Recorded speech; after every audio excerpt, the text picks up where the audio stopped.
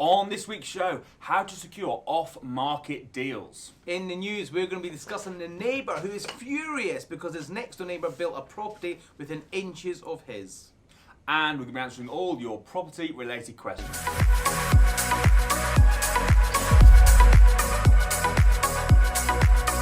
Welcome to the Property Investors Podcast. Thanks so much for tuning in. We're here every single Friday at 4 p.m. Make sure you subscribe so you never miss an upload. You can catch us on Apple Podcasts, Spotify, and YouTube. Enjoy this week's show and don't forget to share it with all your friends. Hey, I'm Russell Leeds. Hey, I'm Alistair Cunningham. And welcome to the Property Investors Podcast. How are you doing, my friend?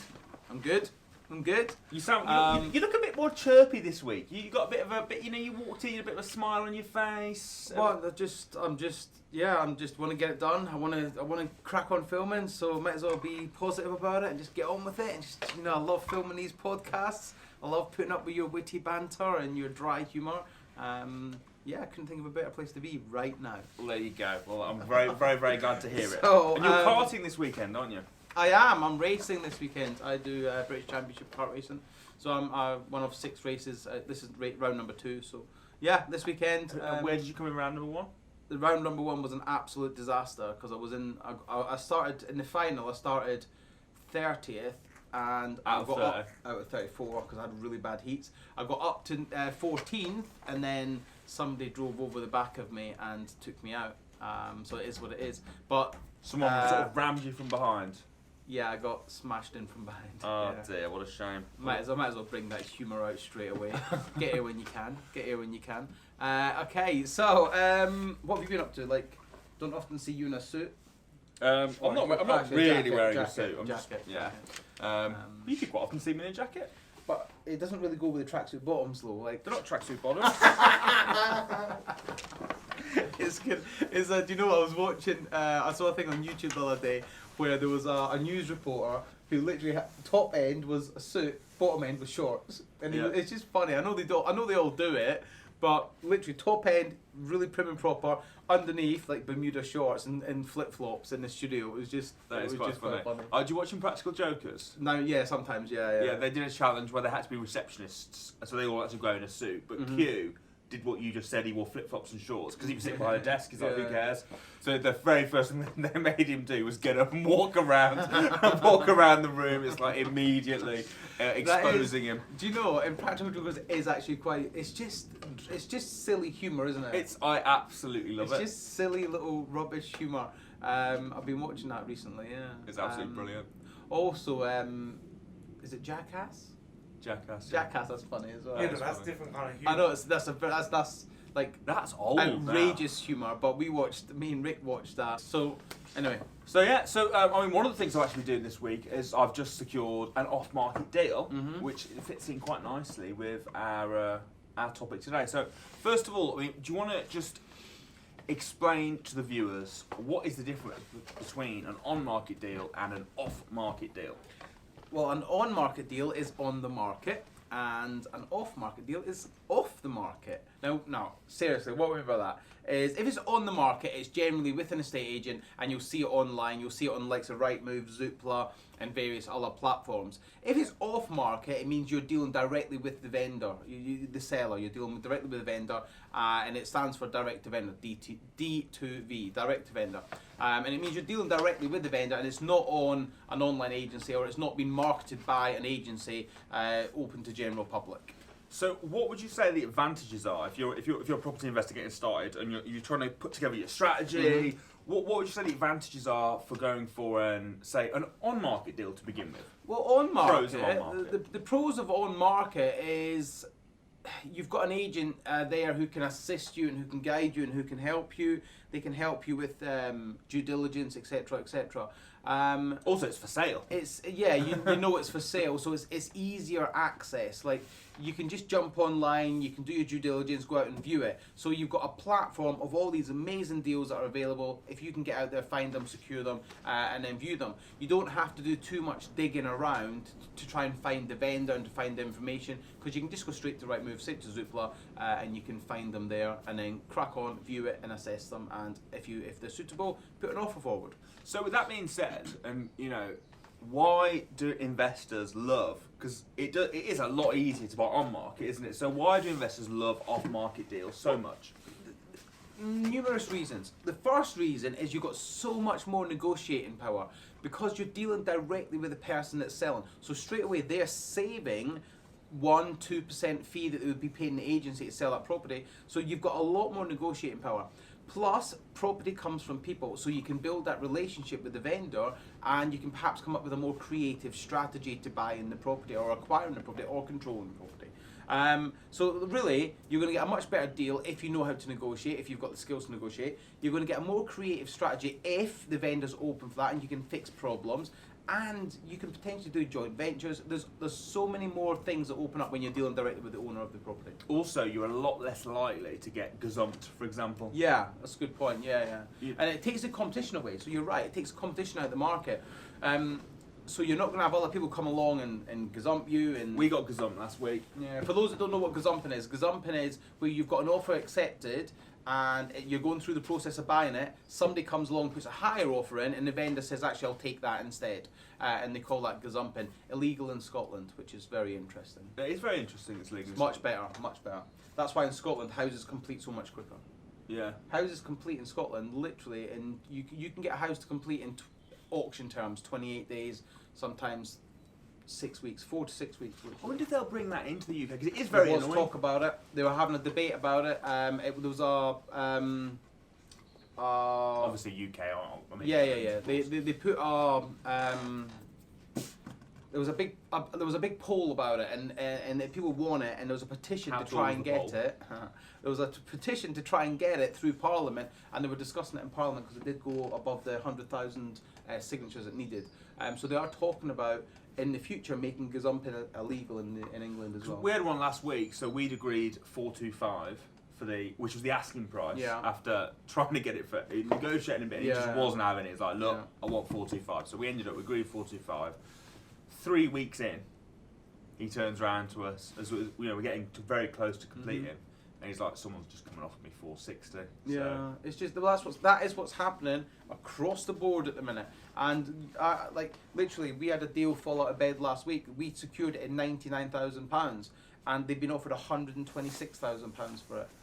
It's just, it makes it a non-deal. It makes it a deal not even worth even looking at. Even if you were going to flip it, like you're only going to make sort of 20 grand, 25 grand profit on it anyway. So like realistically, the value in this property is about 160, okay, done up. But it needs like a good refurb on it, 25,000-30,000 pound.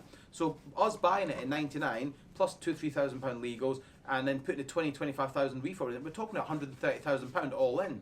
Sell it for 160, make £25,000 after leaving all your costs, etc. But now if you've got to buy it at 126, put 20. It's just pointless. It was a nice commercial unit as well. It was like really, really annoying. But it's happening everywhere at the minute, so and it makes it harder. Well, I'm interested, guys. Do you think gazumping should be illegal here in England, like it is in Scotland? Is there any cons for it from?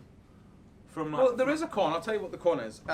From a seller's point of view, but you can't have everything. Okay, so there is and there isn't. But I'll give you an example. My parents, they had a house in Stranraer, and they've just moved back down to England. And they put their house on the market in, I think it was towards the end of last year. It was like December time, okay? And it's a little cottage in the middle, literally in the middle of back end of nowhere. And they've got no neighbours. They've got like one neighbour, and then that's it. Nothing else for like quarter of a mile. So it was on the market. And it was on the market for 130, and they had within literally 24 hours of going on the market, they had 6 viewings. All 6 of the people that viewed it put an offer forward. Okay, they accepted the full the asking price, £130,000. 3 days later, they had an investor from Manchester who wanted to use it as a holiday let. He rung up the agent and said, "I'll buy it off the back of the video tour, and I'll give them £155,000 for it. There's my proof of funding." Alright? So, but because my parents had committed to the first people, they can't pull out. So they can't say, "Actually, we've accepted a higher offer." So they actually could have gained another £25,000 there. But they couldn't, because they'd made a commitment. They'd made a commitment to the buyer, and they'd gone through the instructed solicitors and all that sort of stuff. What happens at this stage if the buyer pulls out? Well, they get fined. They can't. You can actually force them through court to complete. But what if they just don't have the money? Then Let's say they're relying on getting bridging finance, for example. It's not how it works up there. So that is the advantage then, is that you put an offer in. It's almost like buying everything at auction, isn't it, almost? It is. Sales up there are statistically a lot more likely to go through, and they'll go through a lot quicker, because the buyer will not get to that stage if he can't prove funding or he hasn't got finance approved. If he's waiting for finance, they won't get to that stage. So deal sourcing would be difficult. Deal sourcing is very difficult in Scotland. So maybe it's better to not have it. Maybe for the... Yeah, okay, you might get gazumped, but at least... Again, it's got so many pros and cons. It's got so many things that are good for it, so many things that are bad for it, and it depends how what angle you're looking at it from. From a deal sourcer point of view, it's good. Again, it's good and bad, because it's a pain in the ass when we have an investor who buys a deal and then 3-4 weeks later somebody offers higher and then that deal falls out of bed because it costs us money and we lose money, etc., etc. And it's not the investor's fault, so it is a pain in the backside. But on the other hand, if you're selling a house, like I'm selling a couple of houses at the minute, and my parents have just sold the house. We want to take the highs. So when we're selling, we want the most, but when we're buying, we want to pay the least.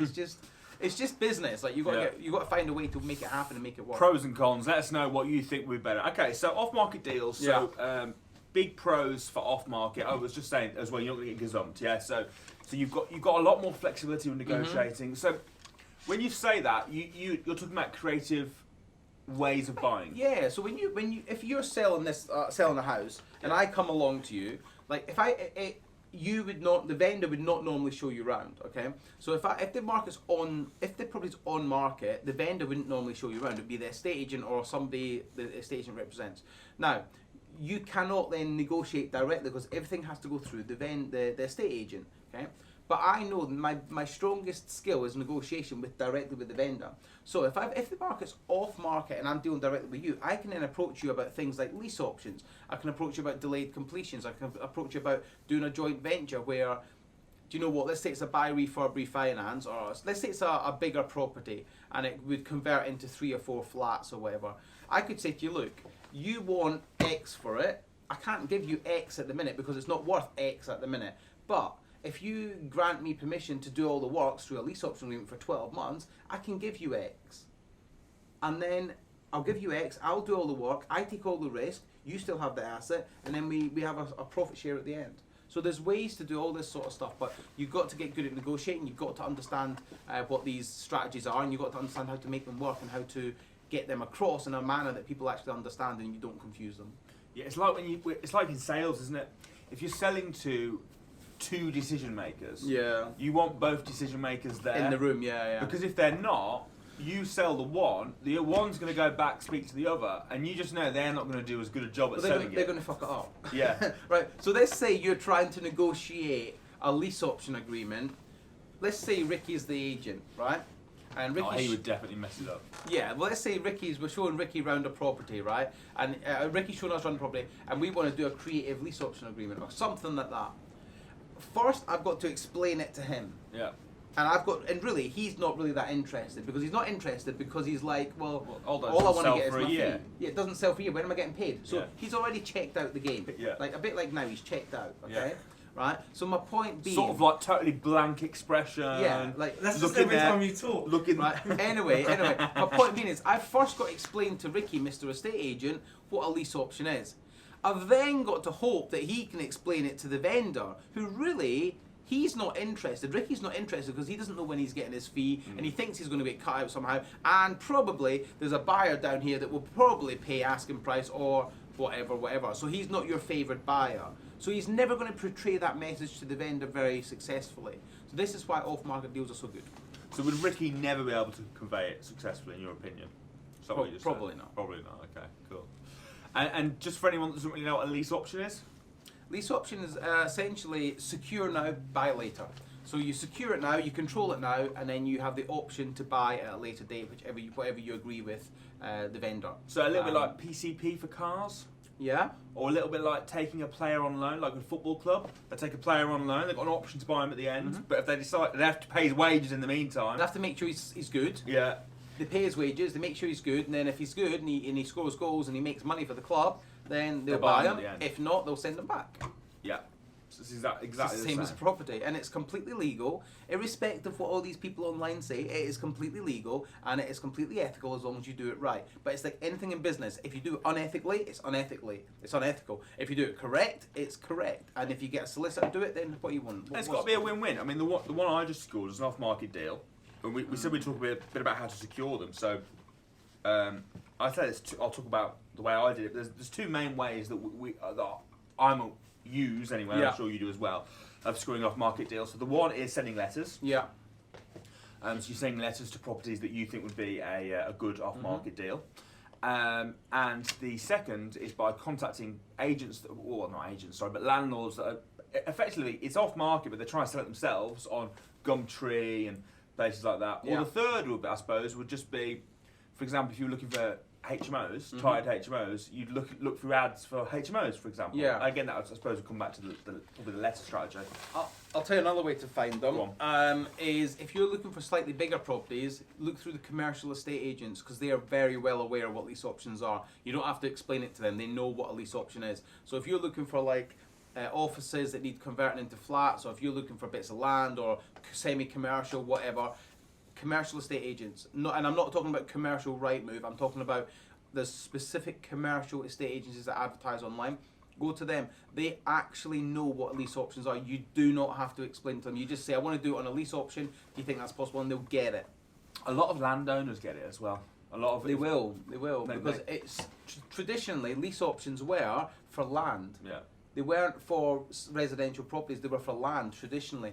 Now, and they've been around for 30, 40 years for commercial, for land, etc., etc. Now, one of the benefits of a lease option is, let's say you're buying a bit of land, okay? Let's say this table's a bit of land, right? We're going to buy this table as a bit of land.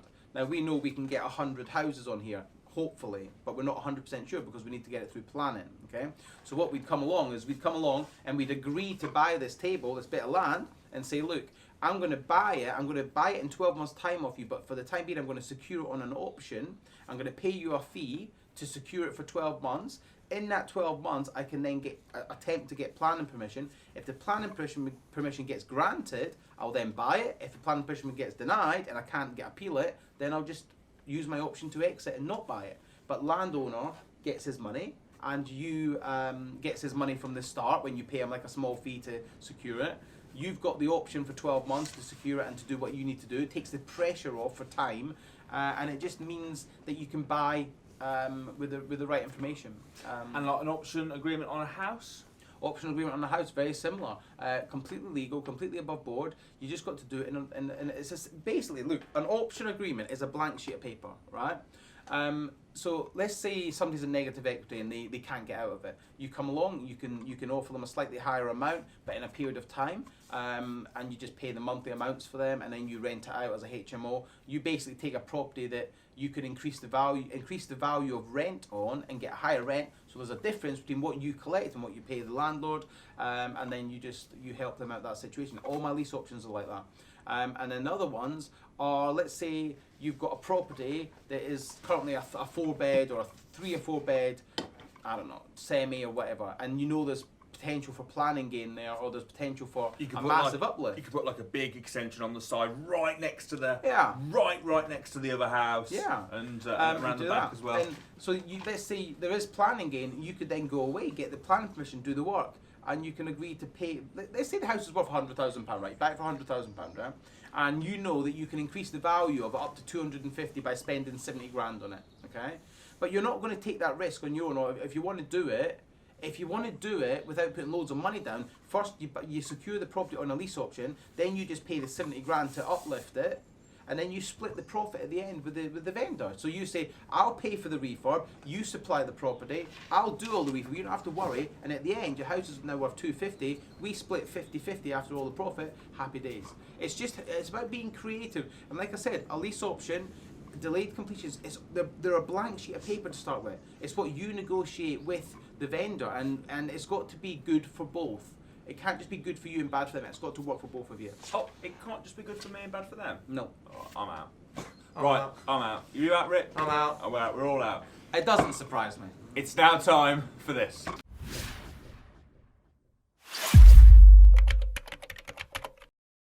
So in the news this week, we are looking at a planning permission. I was sort of making slight references to it earlier. So I'll quickly tell you what happened and you can tell us about the story. So basically, two houses side by side with a gap in the middle.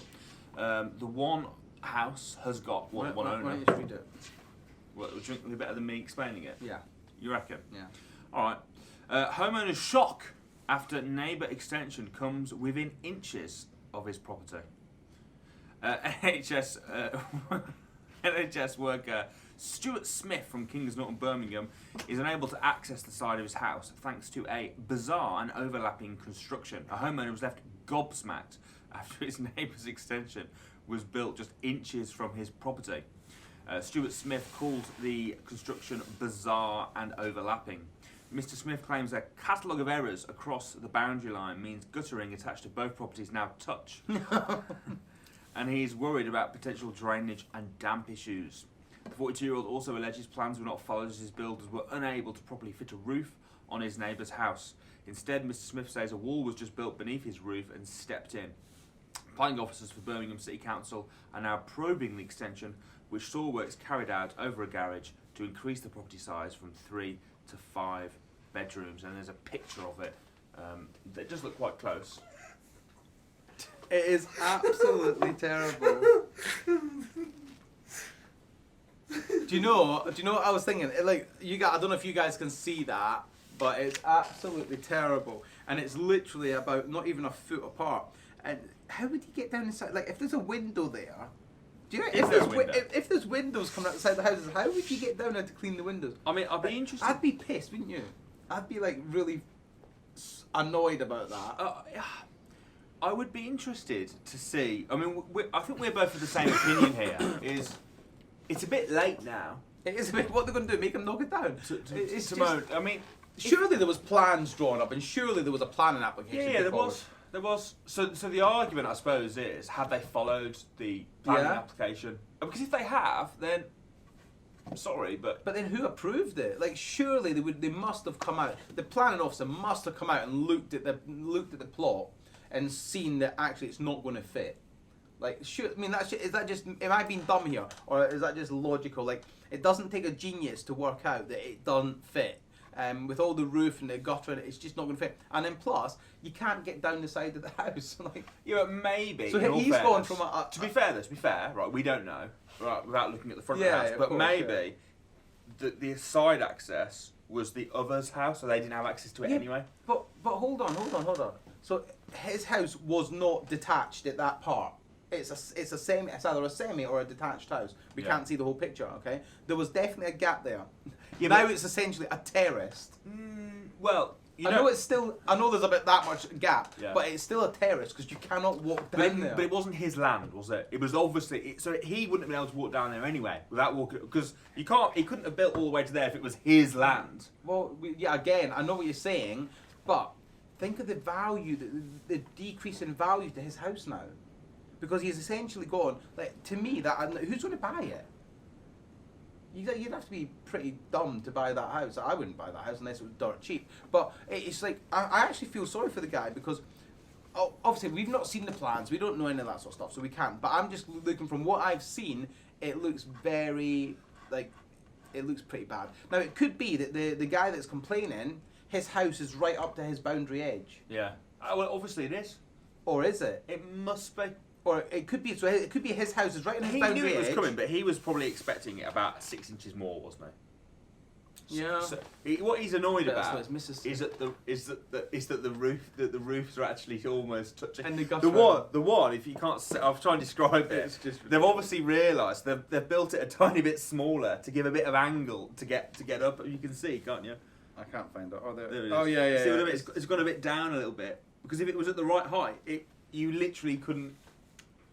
You wouldn't fit it in. That is bizarre. It's quite funny. I'd love to know the full story. I'd love to actually look at the plans. I mean, Stuart, if you're listening and you want to come on, I'd love you to come on and give us your version of events. That would be amazing. But yeah, that's it. I mean, what more can we do? I think it's just a comical story. Gutted for him, but gutted like the guttering. Yeah, on that bombshell. It's now time for this.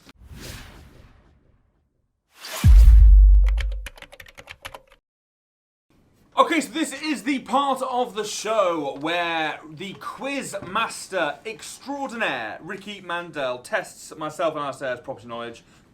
Hopefully he'll do a much better job than Elliot and Chris did last week. Me. Did you see last week's show? You were, I think you were having your eyebrows done or something. I don't, to be honest, I don't watch it unless I'm on it. Okay. He was having them threaded. He was having your eyebrows threaded, weren't you, or something like that? Anyway, so we had Chris and Elliot do the questions, and the questions were absolutely diabolical. But anyway, go on. Hopefully they're better this week. I've got my phone. You've got your phone ready? All right. In the red corner, we have the one and only, the reigning champion, Mr. Russell Leeds. I think it's 4-3 or something like that. In the blue corner, we have Alistair. Go on. Okay, question number 1. How many viewings did I book on my big day after the DFE? Mm-hmm. Do you know the answer? Mm-hmm. How do you know the answer? You told me. If you told me right. Or were you chatting shit as normal? Well then, number 2. Question number 2. How many steps, on average, does a lead trainer do on a 2-day course? How do you know the answer? I measured it. Didn't you measure yours, I'm assuming?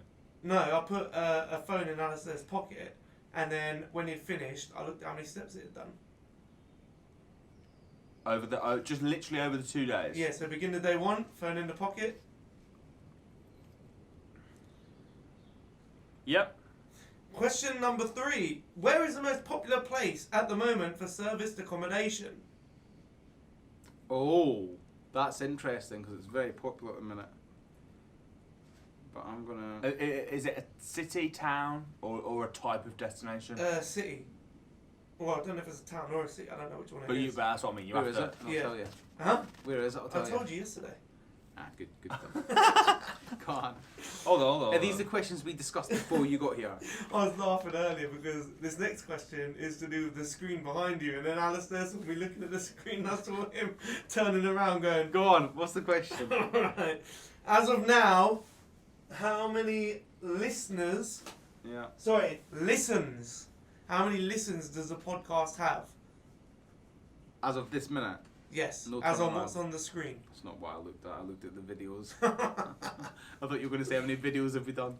And that's the 4 questions for this week. Okay, good stuff. Okay. Okay, you got your answers? Yeah. Okay, question number 1. How many viewings did I book on my big day after DFE, Alistair? I remember you telling me 11. Russell? I went 12. Oh, 11! Yeah, I remember 11. And that was from like a year and a half ago you told me that. I just remember. Because do you know why I remember? Should I tell you why I remember 11? Because if you've ever seen... They finished off at legs 11 in Birmingham afterwards. Yeah, that's what we went. That's how many viewings we That had. was the 11th viewing, legs 11. No. It's because I remember, if you ever go to YouTube, there's a thing called the Scottish elevator joke, where they're in the elevator. And that's why I associated with that. And it's they want to go to floor 11. Watch it on YouTube. It's hilarious. Go. Oh, cool, man. Right, how many steps on average does a lead trainer do on a 2-day course? Russell? I put 10,000. I put 45,000. I don't think you'd walk that much. You walk loads, mate. Loads. I put 45,000 for 2 days. 35,000. And I know, I remember I've tracked it so many times where, like, if I do like a 2-day event, it's like, I put 45 because I remember one of them, with a bigger event, I done 45,000 steps over 2 days. It's between 15,000 and 20,000 a day. Yeah, it is a lot, man. That surprises me. It's so much. Because you walk through the audience and you're constantly back and forth, Quite back and often forth, you'll back and forth, sit back and forth. and stand still there. I don't. Does he counts as a step? Is he counting these little shuffles as steps? If he shuffles, then yeah, I I'm just get going it. by statistics. Go on then. Go Alright, on. where is the most popular place for service accommodation? Who's winning, by the way? It's 2-0, isn't it? 2-0. I put Okay. Cornwall. I know it's not a city, but I put Portsmouth. Alistair's closer. Where is it? Brighton. Is yeah, it? but hold on, you can't say he's closer. Well, We're both Airforce. going places that are wrong. Yeah, no, but he's closer. But that was never a rule for that sort of thing. I think it was this Well, week. it is now. That means it's Oh, 3-0. he is That means you closer. can't win! That means I won! Oh, I love this quiz so much. It's so good. What was the final question? Final question was, as of now, how many listens does the podcast have without looking behind you? 401,000. He must have looked. No way he would have Do you got think you should get that. disqualified for that? There's no way. I put 312,000, but I think you should have got There disqualified. is no way. You Look at you, sore so loser. He's like, ooh, rules, disqualified. There's no Rules, way. ref. No way. Such a sore loser, isn't it? No like, interesting way. though, 401,000. I didn't realise it was that much. No, did I? I thought it was 312. I know, but I thought- Hold on, that's hold on. really You good. didn't realise it was that much? I thought that was your No, but guess.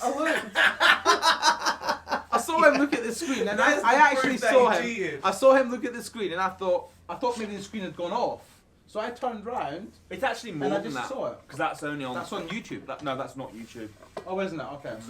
There's other channels, but... Okay, yeah. so this quiz is like the absolutely best feature of the show. I truly believe that, and especially like obviously I won this week, so that makes it 9-3. So yeah, Well done, bro. I know. Well done, man. Right, it's now time for some proper questions from you guys. So, Ricky, what questions do we have this week? Okay, here's a question from Jake, and Jake asks, when deal sourcing, do I collect the finder's fee up front or once I've given the investor the property? It depends on how you've set your business up and what your business model is. So we have. You can either set up right or wrong. Yeah, well, look, it depends. We collect our fees up front, and then we give them 14 days to go out, view, and do due diligence. But I know other deal sources that take a small fee up front and then take the rest, the balance at the end or after the cooling off period. It just depends how you want to set your business up. But whatever suits you, that's the way to do it. Next question from Sabrina. When taking out bridge loans for buy, refurb, refinance, what do the bridge lenders look for? Bridging loans are not the same as buy-to-let mortgages. So the bridging loan is very much dependent on the property and less so dependent on you. Now that doesn't mean it's not dependent on you, but it just means it's less so. So a bridging company, because they generally only give or lend up to 65% of the LTV, they want to make sure the asset is strong enough to facilitate that. Now, I personally believe that a bridging company actually wants you to default because then they've got the asset or they can sell the asset. And plus, because they charge higher interest rates, if you go over the 12-month period, I actually believe they don't mind that happening because then suddenly your interest rate will double, okay? Now, because they've got an asset-backed security and it's quite a valuable asset in comparison to the loan amount in the sense of the loan-to-value, they're always protected. So I think bridging finance is actually a very secure way to lend. The only exception I would say for whether they care about you, if you're doing something a bit more complicated, so like for example, if you're doing a large development site or a listed building conversion, often they'll want experience. They will want experience in those areas. So but you're right. I don't you know are right. I don't know what position you're at, Sabrina. But I'm just gonna make an assumption here. If I'm wrong, I'm sorry. But I would imagine you're very new or very early into your property career, so you're going to be looking at smaller properties. So that would be a lot easier for you to get as opposed to a bigger development site. Yeah. Now, they don't really care if you've got bad credit. Okay.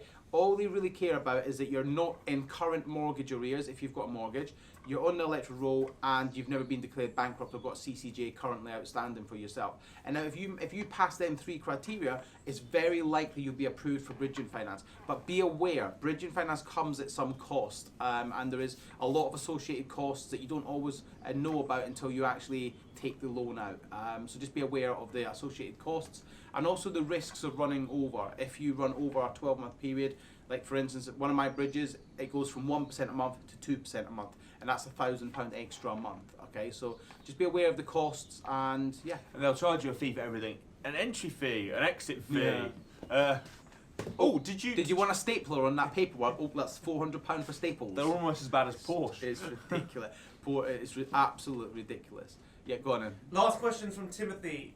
Timothy says, I'm currently on the lease option boot camp and I'm Nice job, Timothy. And I'm going to start sending out my direct to landlord letters. How many letters should I be sending out and how many yeses should I expect? I would say it's all about being consistent. So, I mean, we're doing lease option letters ourselves. To be fair, slightly mainly for land.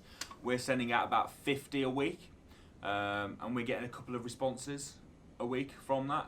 So I would say just literally, I think be consistent. I think don't do 1,000 in your week one and then do nothing afterwards. I pick a number that you can consistently do. And I also think that with lease option letters, I think you need to be specific about what you're looking for. If you're just going to go to Rightmove and just find every negative equity property and then spam them with letters, you're not going to get the results you want. Like what you're doing, the reason why you're getting good results is because you're being specific about what you're looking for, and you're targeting the people directly with what you're looking for, and you're getting 2 or 3 results a week. Now that doesn't mean you're getting 2 or 3 deals a week. You're getting 2 or 3 leads a week. Yeah.